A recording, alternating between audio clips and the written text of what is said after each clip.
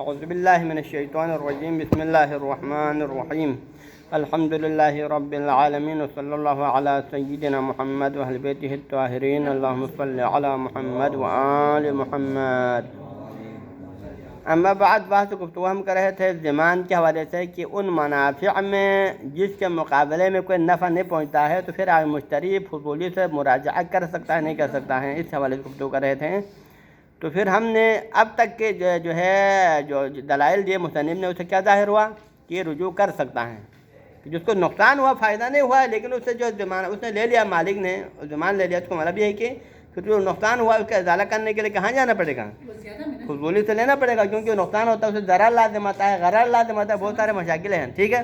لیکن اس کے مقابلے میں بعض روایت ہمیں نظر آتا ہے، ان بعض روایت سے ظاہر یہ لگتا ہے کہ وہ رجوع کرنے کا حق نہیں رکھتا ہے، کیونکہ ان روایات میں سکوت ہیں، لہذا اس سکوت سے لگتا ہے کہ شاید مشتری کو مراجعے کا حق حاصل نہیں ہے۔ اگر مراجعے کا حق ہوتا تو کیا ہونا چاہتا؟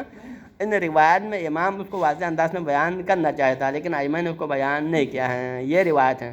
تو مصنف نے ابتدائی وقت میں بھی کیا فرمایا تھا کہ ٹھیک ہے بعض روایات میں سکوت ہیں، لیکن اس سکوت کا مطلب یہ نہیں ہے کہ سکوت کو جیسے کیا ثابت کریں، آپ عدم زمان ثابت کریں، بلکہ سکوت کا مطلب یہ ہے کہ وہاں مقام بیان میں ہی نہیں تھا، وہاں امام مقام بیان یعنی مشتری فضولی سے رجوع کرنا نہ کرنے کے حوالے سے سرے سے مقام بیان میں ہی نہیں ہے، بلکہ وہاں مقام بیان کس کے درمیان میں ہے کہ مشتری اور مالک اصلی کا کیا ہونا چاہیے، آپس میں لین دین، مقام بیان یہ ہے، تو لہٰذا امام نے بھی حکم اسی کے بارے میں بتا دیا۔ لیکن مشتری کا جو ہے فضولی سے مراجعہ کرنا نہ کرنے کے حوالے سے چونکہ مقام بیان میں نہیں تھا، لہٰذا اس مقام بیان میں نہ ہونے کی صورت میں پھر آپ اس حکم کے ذریعے سے کیا ثابت کرنا چاہے، عدم زمان ثابت کرنا چاہیے، ممکن نہیں ہوتا۔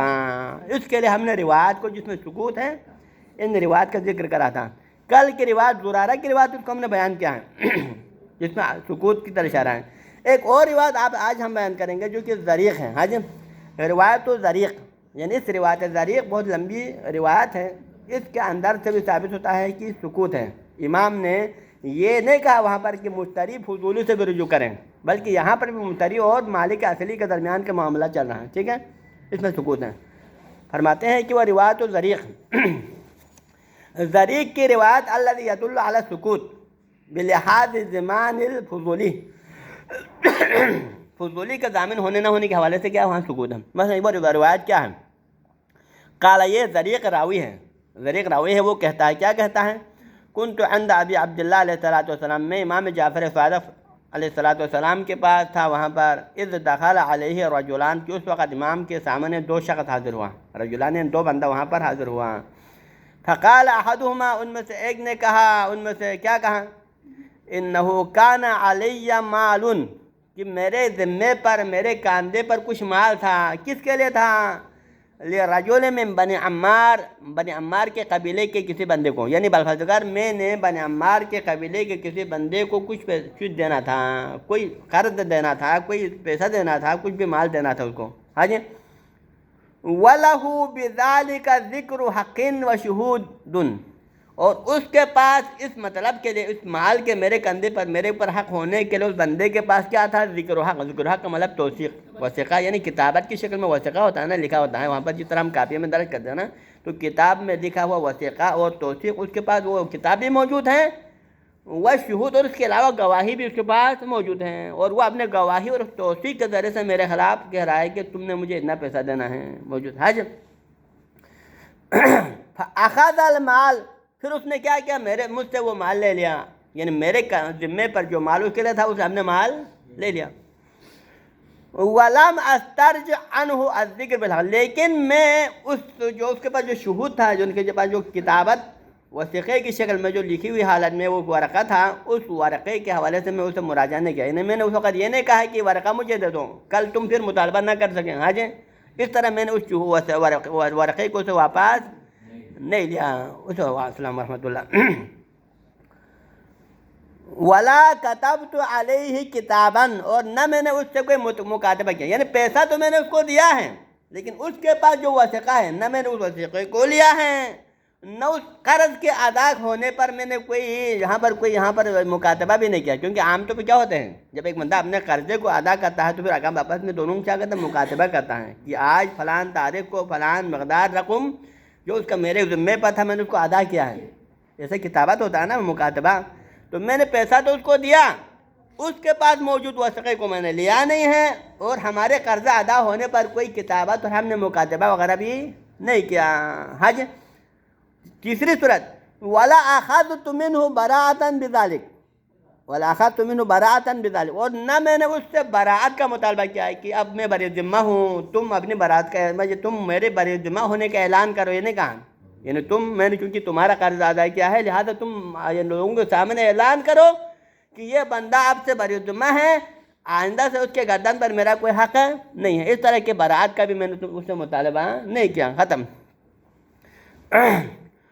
ایسا سب کیوں کیا؟ ہم تو پوچھیں گے نا کہ آپ نے ایسا کیوں کیا کہ آپ قرضہ اس کو ادا کریں، نہ اس کے وثیقے کو لے لیں، نہ اس کے اوپر کوئی مکاتبہ کرے، اور نہ کوئی وہاں پر کوئی براءت کا اعلان کرے. ایسا کیوں کیا آپ نے؟ تو وجہ فرماتے ہیں کہ وَذَلِكَ لِأَنِّي وَثِقْتُ بِهِ، یہ سب میں نے اس لیے کیا ہے کیونکہ میں اس پر بھروسہ رکھتا تھا، میں اس پر اعتماد کرتا تھا کہ یہ بہت بڑا قابل اعتماد بندہ تھا، اور مجھے یقین تھا کہ یہ دوبارہ میرے لیے کوئی مسئلہ کھڑا نہیں کرے گا. اس لیے توثیق کی وجہ سے میں نے ایسا کیا. اچھا وَقُلْتُ لَهُ، لیکن میں نے اس کو اتنا کہا تھا، اتنا وَقُلْتُ لَهُ، میں نے اس کو، اس بندے کو جس کو میں نے پیسہ دیا اس کو اتنا کہا تھا. کیا کہا تھا؟ کہ مَزِّقِ الذِّكْرِ بِالْحَقِّ الَّذِي عَنْدَكَ، کہ تمہارے پر جو وثیقہ ہے میرے قرضے کے حوالے سے، میں نے قرضہ ادا کرنے کے بعد اب وثیقے کو تم جو ہے اس کو پھاڑ دینا، تم اسے اپنے پاس رکھنا نہیں ہے بلکہ اس وثیقے کو پھاڑ کے پھینک دینا ہے. میں نے اس کو اتنا کہا تھا. آج سمجھ آ رہا ہے؟ قلت له، میں نے اس سے کہا کہ مَزِّقِ الذِّكْرَ بِالْحَقِّ، میرے حق کے حوالے سے جو تم نے اس کتاب میں لکھا ہوا ہے، اس ورقے پہ لکھا ہوا ہے، اس کو پھاڑ دو. حاجی اللہ کے اندر جو تمہارے پاس ہے. فماتا، اس کے بعد کیا ہوا؟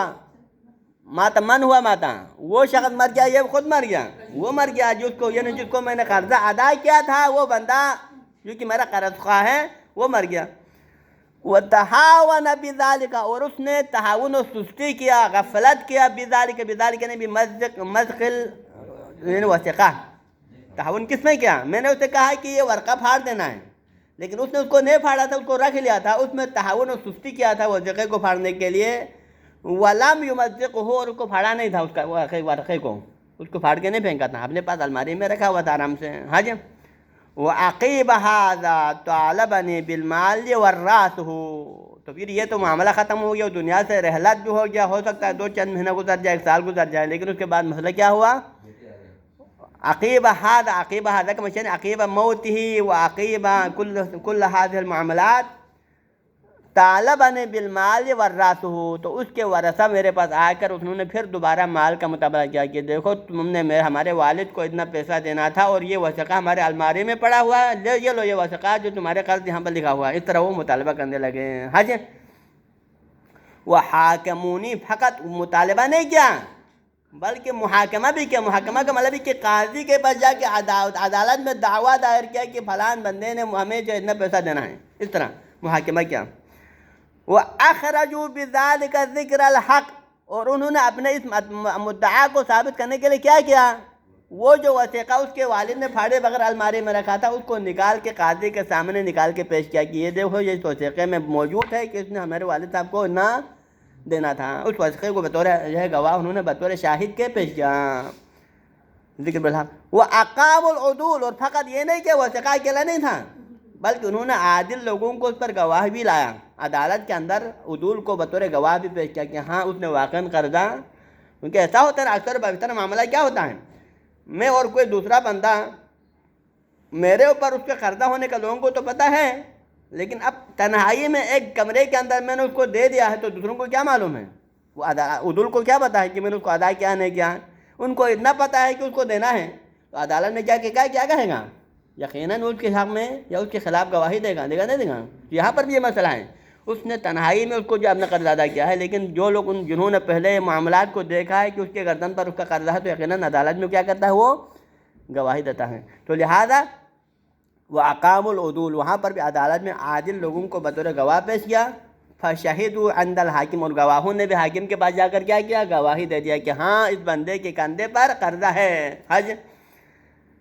فَأُخِذْتُ بِالْمَالِ، یہاں اخذت بالمال، یہاں مراد اگرچہ ظاہراً لگ رہا ہے کہ مال لیا ہے، لیکن یہ مراد نہیں ہے، بلکہ اخذت بمطالبۃ المال مراد ہے، اخذت بمطالبۃ المال، انہوں نے مجھ سے مال کا مطالبہ کرنا شروع کیا کہ آپ دے دو ہمارا مال جو تم نے ہمارے والد سے لیا ہے، تم ہمارے مال کو دینے کے حوالے سے مطالبہ کیا۔ حج وَكَانَ الْمَالُ كَثِيرًا، اور وہ مال اتنا کم بھی نہیں تھا کہ جلدی میں اس کو ادا کروں، بلکہ مال بہت زیادہ تھا، اس کو میں آسانی کے ساتھ ادا کرنا میرے قدرت میں فرق نہیں تھا مثلا۔ تو کیا ہوا، فَتَوَارَيْتُ عَنِ الْحَاكِمِ، تو پھر مال کے ادا کرنے کے خوف سے میں حاکم سے چھپ گیا۔ تواریت کا معنی کیا ہوتا ہے کہ حاکم سے مخفی چھپ گیا، میں کہیں پر کسی کنارے میں کسی کونے میں چھپ گیا۔ حج تو پھر کیا ہوا، مسئلہ کیا ہوتا ہے، پھر جب یہ بندہ نہیں ملتا ہے تو پھر قاضی کیا کرتا ہے، اس وقت قاضی کیا کرتا ہے، اس کے مال میں تصرف کرتا ہے نا۔ تو فَبَاعَ عَلَيَّ قَاضِ الْكُوفَةِ مَعِيشَةً لِي، تو پھر کوفہ کے قاضی نے کیا کیا، میرے جو معیشت تھا، میرا بھی باغ تھا، میرا کوئی مال تھا، معیشت نہیں، معیشت غالباً کس کے استعمال ہوتا ہے، اس کے کاروبار وغیرہ ہوتا ہے، یا کوئی اس کے جو ہے مثلاً کوئی باغات ہیں یا کوئی کھیت ہیں، اس طرح کی چیزیں، تو اس معیشت کو قاضی کوفہ نے فروخت کر دیا۔ ہاں جی، جو میرا معیشت تھا، وَقَبِضَ الْقَوْمُ الْمَالَ، اور مال کو اس قوم کے قبضے میں دیا کہ یہ لو تمہارا قرضہ تم لے جائیں، اس کے مال کو ہم نے فروخت کر کے یہ مال پیسہ لیا ہے، لہٰذا اس پیسے کو تم جو ہے اپنے قرض کی جگہ پر اٹھا کے لے جائیں، اس کو ان کے قبضے میں دے دیا، وہ مال، اس کی قیمت، اس باغ کی قیمت ان کو ادا کیا۔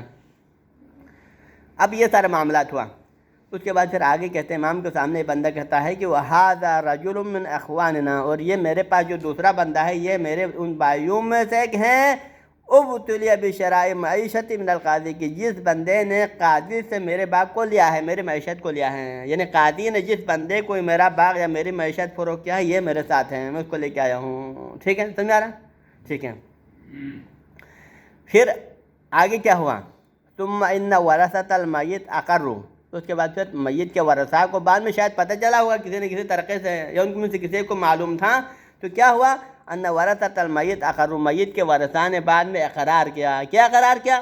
اقرار یہ کیا کہ ان اباہم قد قبض المال، کی ہم نے غلطی سے تمہارے خلاف محاکمہ کیا ہے، کیونکہ ہمارے والد نے قرضہ تم سے پہلے سے لیا تھا، تم سے قبضے کو لیا تھا، اور تمہارے گردن پر کوئی چیز باقی نہیں تھا، لہذا ہم نے غلطی سے تمہارے خلاف دعویٰ کیا ہے، اس طرح انہوں نے اقرار کیا۔ وقت سألوہ، اب ان ورثاء نے اس بندے کو سوال کیا ہے، سوال معنی مطالبہ، یہاں پہ معنی سوالو ہے لیکن معنی مطالبہ ہے، لہذا اس بندے نے، ان ورثاء نے کہ جنہوں نے اقرار کیا، ان ورثاء نے اس بندے کو، جس سے جو ہے قاضی نے جس کو باغ فروخت کیا ہے، اس کو مطالبہ کیا ہے، اس بندے کو جس نے میری معیشت خریدا ہے، اس مشتری کو، کہ ان یرد علی معیشتی، کہ اس میرے معیشت کو مجھے واپس دے دے، یعنی ورثاء نے کہا نا، ورثاء نے کہا کہ اس کے مال تو ہمارا، ہم غلطی سے ہم نے قبضے میں لیا ہے، لہذا اس کے باغ کو اسے واپس کرو تم، ہاں جی، اور تمہارا مال تم واپس لے لیں۔ وَيُعْطُونَهُ الثَّمَنَ، اور انہوں نے اس قیمت کو، جو کہ کس نے لیا تھا قیمت، اس میت کے ورثاء نے اس باغ کی قیمت کو لیا تھا نا، اب ان کو واپس کرنا ہے نا، تو واپس کس کو دینا ہے، انہوں نے اس کو وہ سامان واپس کر دیا، سامان اس مشتری کو، کیونکہ مشتری نے اس بندے کے باغ کو فروخت کیا نہیں کیا ہے، خریدا ہے، مشتری نے خریدا ہے اس کے معیشت کو، اب معیشت کو واپس کرنا ہے، کہنا نہیں کرنا ہے، تو معیشت کو واپس کرنے کے بعد معیشت کی قیمت اس کو ملے گا نہیں ملے گا، پیسہ دے کے معیشت خریدا ہے تو معیشت واپس کی تو قیمت اس کو ملے گا نا، اب وہ قیمت کس نے لیا ہے، ورثاء کے جو ہے میت کے ورثاء نے لیا ہے، اب قیمت تھوڑا بہت زیادہ ہے تو یقینی بات ہے ایک دم تو اس کی قیمت دوبارہ واپس نہیں ہوگا نا، تو لہٰذا میت کے ورثاء نے اس کی قیمت کو بندے کو آہستہ آہستہ یعنی چند قسطوں میں دینے کے لیے کہا ہے۔ ہاں جی، یعطونہ الثمن، یعطونہ کا فاعل کون ہے، ورثاء کے میت کے ورثاء، میت کے ورثاء جس کا فاعل ہے، جنہوں نے واپس کرنا ہے پیسہ، کس کو واپس کرنا ہے، اس مشتری کو دینا ہے جس نے معیشت کو خریدا ہے، اور وہ سامان واپس کرنا ہے فی انجم معلومہ، یعنی انجم کا معنی قسط، معلوم قسطوں میں، یعنی کہ ہم اس کو اتنے قسطوں میں فرض کریں، ہر قسط میں فرض کرے، ایک کی قسط میں فرض کرے 2000 دینار، اس زمانے کے تحت کہ ہم آپ کی قیمت کو واپس کریں گے 3-4 قسطوں میں تقسیم کر کے، اور ہر قسط میں مثلا آپ کو 10,000 واپس کروں گا، اس طرح، ٹھیک ہے، قسط معلومہ ہے۔ فقالا، تو پھر مشتری نے کہا، کیونکہ مشتری نے معیشت کو لیا تھا، اب واپس کرنا ہے نا اس کو معیشت کو، تو اس بندے نے کہا کہ ان احب ان اسال ابا عبداللہ علیہ السلام عن ھذا، کہ بہتر یہ ہے کہ ہم دونوں جا کے امام جعفر صادق علیہ السلام کے خدمت میں جائیں اور امام سے مسئلے کے بارے میں پوچھیں کہ ہمارا معاملہ کیا ہونا چاہیے. ہاں جی ٹھیک ہے. فقال الرجل یعنی رجل ایو رجل یعنی مشتری جو اس کے ساتھ، کیونکہ پہلا امام سے کہنے والا کون ہے؟ وہ متاثرہ بندہ ہے جو متاثر ہوا ہے، لیکن ابھی امام تو پوچھ کون رہا ہے؟ اس کے دوسرا ساتھی جو مشتری ہے اس کے ساتھ لے کے آیا ہے، وہ مشتری امام سے پوچھتا ہے. مشتری امام سے کیسے پوچھتا ہے؟ کیف اصنع جعلت فداک یا ابن رسول اللہ، میں آپ پہ قربان جاؤں، میں کیا کروں؟ اس معیشت کو وہ اس کو واپس دے دوں، کیا کروں کیا نہیں کروں یہ. ہاں جی. تو قال، تو امام علیہ السلام نے جواب میں فرمایا کہ تصنعوا، تم یہ کرو. کیا کرو تم؟ کہ ان ترجع بمالک علی الورثہ، کہ تم نے جو مال دیا ہے اس کو کیا کرے؟ یعنی اپنے مال کے حوالے سے. مالک سے مراد یعنی جو مال تم نے دیا ہے، کیونکہ مال سے مراد سامان مراد ہے یہاں پر. اس کا مال، مشتری کا مال کون سا مال ہے؟ مشتری کا مال وہ سامان ہے جس کو ورثے کو دیا ہے. مراد یہ ہے تم اپنے سامان جو کہ تمہارا مال ہے اس میں ورثے کا سے مطالبہ کرو، ورثے کی طرف رجوع کرو، ورثے کے پاس جا کے اپنے مال کو واپس لے لو. وَتَرُدُّ الْمَعِيشَةَ إِلَىٰ صَاحِبِهَا، جبکہ تمہارے قبضے میں جو معیشت ہے تم نے خرید کے لایا ہے اس کو اپنے مالک کو جو تمہارا ساتھی ہے اس کو واپس کرو. سمجھ آ رہا ہے؟ وَتَخْرُجُ يَدَكَ يَدُكَ عَنْهَا، اور تم اپنے ہاتھ کو قبضے کو سے اٹھا لو. تخرج يدك کا مطلب یہ اشارہ کیا ہے؟ کنایا ہے قبضے کو اٹھانا، کہ تم اپنی اس معیشت کو جو تم نے خرید کے لایا، حاکم قاضی کوفہ سے خرید کے لایا، اس کی معیشت کو اس کو اپنے مالک کو واپس کرو، اور تم نے جس کے مقابلے میں جو سامان اس بندے کو دیا ورثہ کو، اس کے پاس جا کے اپنے سامان کو ان سے واپس لے لو. سمجھ آنے آ رہا ہے؟ ہاں. قالا، تو وہ کہتا ہے، کون کہتا ہے؟ وہی مشتری کہتا ہے. فَإِذَا فَعَلْتُ ذَلِكَ، اگر میں ایسا کروں کیا کروں؟ اس کے معیشت کو اس کو واپس کروں. تو پھر حل، یہاں پر لفظ حل ایک لگانا پڑے گا. حل لہ ان یطالبنی بغیر ھذا، کیا اس میرے ساتھی کو جو کہ معیشت کا مالک ہے، کیا اس کو یہ حق حاصل ہے کہ اس اصل معیشت سے ہٹ کر مطالبہ کرے؟ کیونکہ معیشت تو اس کو واپس ملنا ہے، لیکن اس معیشت کے اضافی جو منافع جو میں نے استفادہ کیا، فرض کر ہمارے مثال یہ ہے نا کہ بعد منافع جو اس نے استفادہ کیا ہے، کیا میرے ساتھی کو جس کا معیشت جو کہ معیشت کا مالک ہے اس کو مطالبے کا حق حاصل ہے کہ اپنے اصل معیشت کے علاوہ کچھ چیزوں کا مطالبہ کرے؟ ہاں جی. بغیر حادث مرا بغیر المعیشہ، معیشت سے ہٹ کر اضافی مطالبہ. تو قال، امام علیہ السلام نے فرمایا نعم، ہاں، لہو، اس کو حق حاصل ہے. کس کو؟ للمالک المعیشہ، مالک معیشت کو حق حاصل ہے. ان یاخذ منک ما اخذت من الغلہ، کہ تم سے فقط اپنے باغ لینا نہیں ہے. لہذا معیشت کا مطلب یہاں سے واضح ہو رہا ہے کہ معیشت سے مراد وہی باغ تھا. ہاں جی، کیونکہ یہاں پر فصل اگانے کی بات چل رہا ہے، جہاں پر درخت لگانے کی بات مطلب یہ کہ اس نے کسی پلاٹ کو یا باغ کو فروخت کیا تھا. سمجھ نہیں آ رہا ہے؟ تو لہذا لہو ان یاخذ منک، اس معیشت کے مالک کو حق حاصل ہے کہ یاخذ منک، تم سے لے سکتا ہے. کیا لے سکتا ہے؟ ما اخذت من الغلہ من ثمن الثمار، تم نے اس کے درختوں پہ ثمرات اور پھل لگے تھے، اس کو فروخت کر کے پیسہ کھایا ہوگا نہیں کھایا ہوگا؟ کتنے 2-3 سالوں تک تم نے شاید اس کے ثمرات سے استفادہ کیا ہے، تو اس ثمرات کی قیمت کو تم اس کو واپس کرنا پڑے گا، کیونکہ تم نے باغ کے منافع سے استفادہ کیا ہے، تو اس منافع کو تمہیں واپس کرنا پڑے گا نہیں پڑے گا؟ واپس کرنا پڑے گا. ہاں جی. اس کے علاوہ کیا واپس کرنا پڑے گا؟ وَكُلُّ مَا كَانَ مَرْسُومًا فِي الْمَعِيشَةِ يَوْمَ اشْتَرَيْتَهَا، جس دن تم نے معیشت کو اور اس باغ کو خریدا تھا قاضی کوفہ سے، اور اس دن اس باغ کے اندر جتنے بھی چیزیں، مرسوم سے مراد جو موجود ہے، مرسوم بمعنی موجود، اس وقت سے اس باغ کے اندر جتنے بھی چیزیں موجود تھیں، مثلا اس کے اندر درخت موجود تھے، مثلا 100 درخت ہے اس کے اندر، مثلا بید کے درخت ہے، سفیدے کے درخت ہے، انگور کے درخت ہے، اس میں انار کے درخت ہیں، جو چیزیں اس وقت وہاں موجود ہیں، یجب ان ترد ذالک، تمہارے پر واجب ہے کہ ان سب کو اسی حساب سے واپس کرو. فرض کر پہلے اس کے اندر انگور کے 10 درخت تھے، لیکن ابھی انگور کے 5 درخت باقی ہیں، تو 5 درخت کم ہوا نہیں ہوا؟ تمہارے پاس ضروری ہے کہ اگر وہ 10 انگور کے درخت ہے تو اسی کو واپس کرو، اگر نہیں تو کم سے کم اگر تم نے باغ کو اگر ضائع کیا تو اسی کو اس کی قیمت دینا پڑے گا، اسی حساب سے اس کو واپس کرنا پڑے گا. ہاں جی. جس دن اس کے اندر جو چیزیں موجود ہیں اسی حساب سے تمہیں واپس کرنا پڑے گا. اللہ ایک بات ہے، اللہ کیا ہے؟ ما کان من زرع زرعتہ انت، مگر یہ ہے کہ اس کے اندر کوئی کاشتکاری گندم ہے، جو ہے وغیرہ، مکئی وغیرہ بویا ہے جو کہ تم نے اس میں بویا ہے، مشتری نے، کیونکہ اب یہ قبضہ کس میں، کیا قبضے میں ہے؟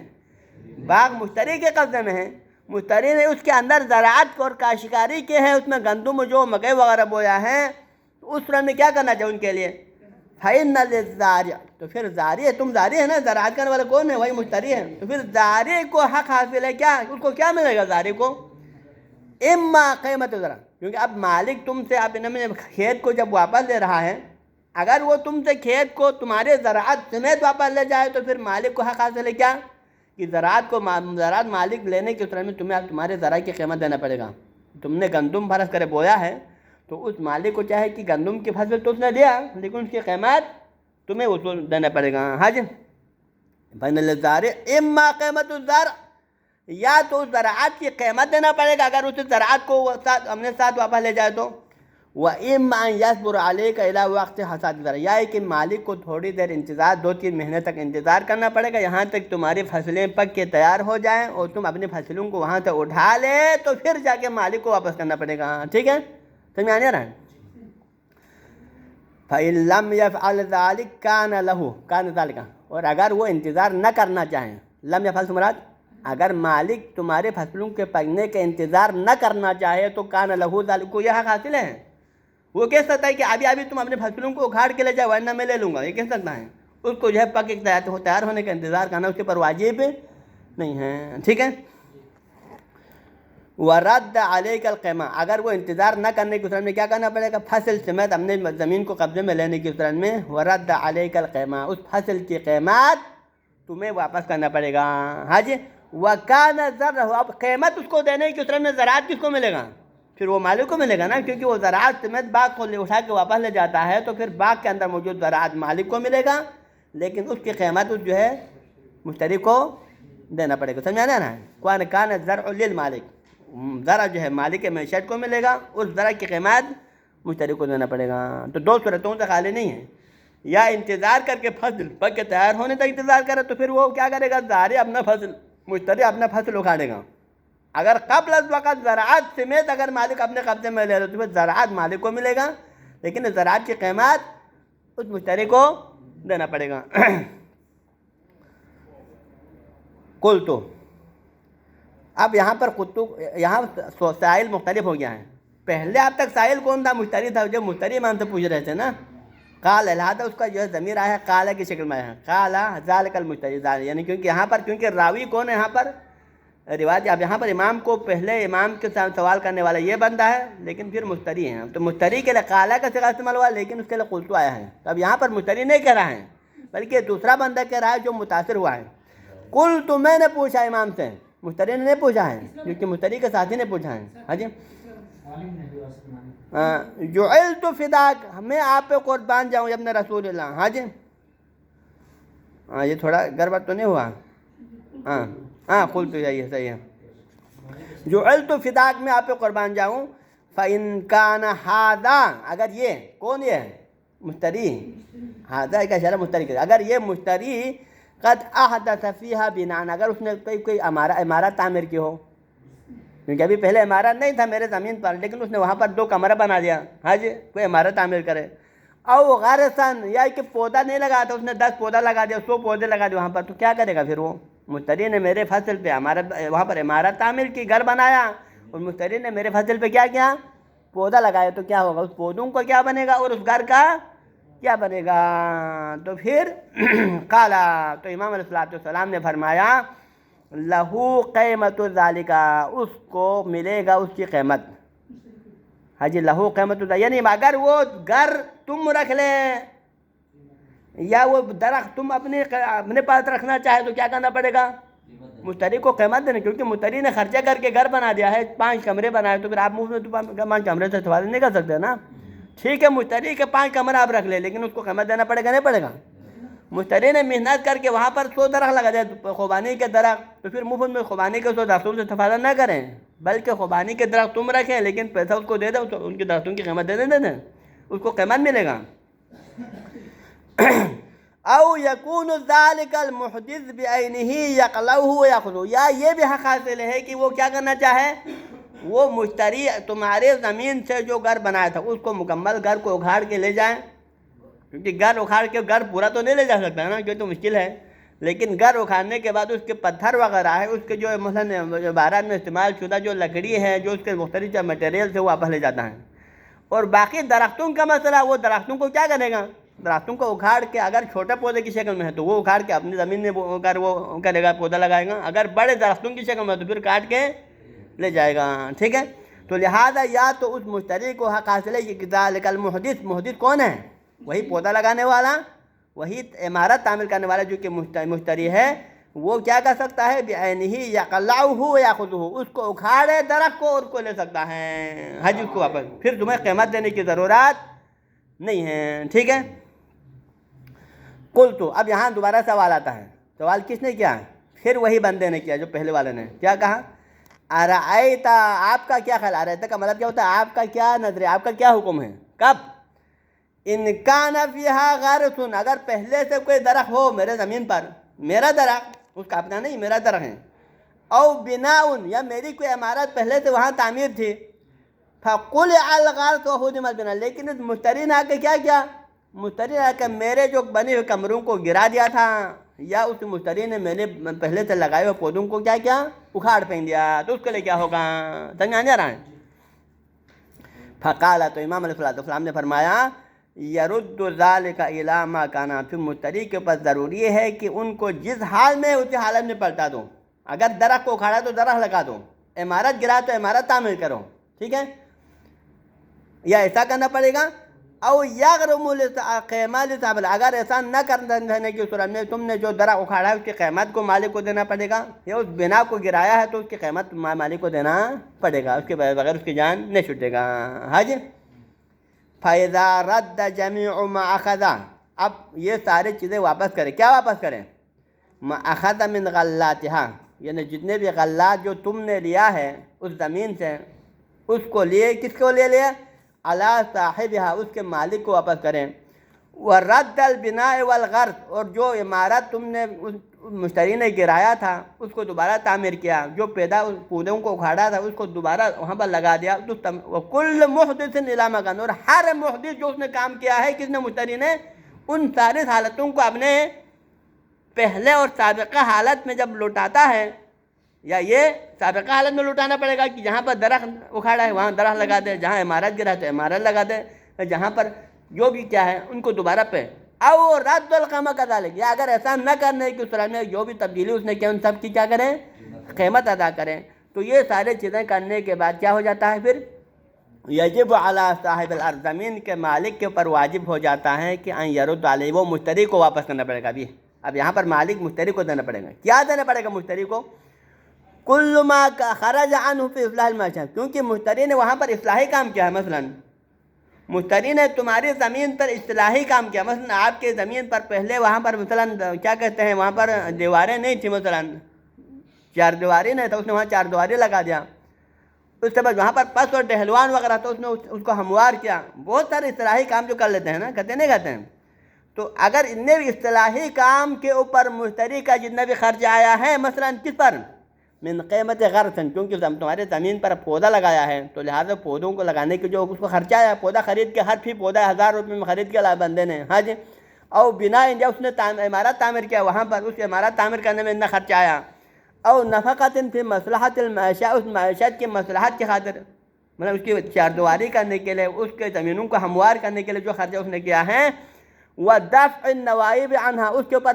بلائے آفات اور بلاؤں سے بچانے کے لیے، نوائب کا معنی ہوتا ہے آفات، اور آفات آسمانی و سماوی جو آتے ہیں نا، زلزلہ، طوفان، آندھی، یا اس طرح کی چیزوں سے آپ کی جو ہے زمین کو محفوظ رکھنے کے لیے جو انہوں نے کیا ہے، یہ ساری چیزیں کل ذالک فہو مردود، تمہارے مالک کے اوپر ضروری ہے کہ ان سب کو کیا کریں، اس مشتری کو واپس کرو، تمہیں دینا پڑے گا، ہاں جی، سمجھ آ رہا ہے۔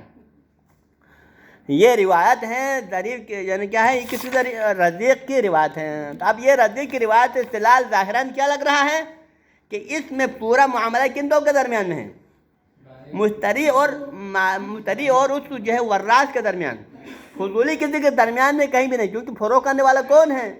وہ قاضی کوفہ ہے، اس نے فضولی تو پر اس کے زمین کو فروغ کیا مشتری کو. اب اس کا ذکر درمیان میں کہیں پر ایک جگہ ذکر ہوا ہے، وہ بھی کس عنوان سے کہ فروغ کرنے والا ہے، اس کے علاوہ اس کے اوپر کیا دینا پڑے گا، کیا لینا پڑے گا، سارے کو نہیں. سارا معاملہ کس کے درمیان میں ہے؟ مشتری اور مالک اصلی کے درمیان میں ہے. اب فضولی کے اوپر کیا لگے گا کیا نہ لگے گا، اس حوالے سے یہ روایت مسکوت عنہ ہے، اس میں فضولی کی ضمانت کا کہیں ذکر نہیں ہوتا. اس کا مطلب کیا ہوا؟ فضولی ضامن ہونا چاہیے، نہیں ہونا چاہیے. اس روایت کی روشنی میں فضولی ضامن نہیں ہونا چاہیے، لیکن یہاں مصنف اس کو ماننے کے لیے تیار نہیں کہ اس روایت سے فضولی کے عدم ضمان ثابت نہیں ہوتا، کیونکہ سکوت ہے، لیکن یہ سکوت عدم ضمان پہ تلاش کرنے کے لیے کافی نہیں ہے. وہ کیوں نہیں ہے انشاءاللہ ہم کل گفتگو کریں گے. وصلی اللہ علی سیدنا محمد و اہل بیتہ الطاہرین.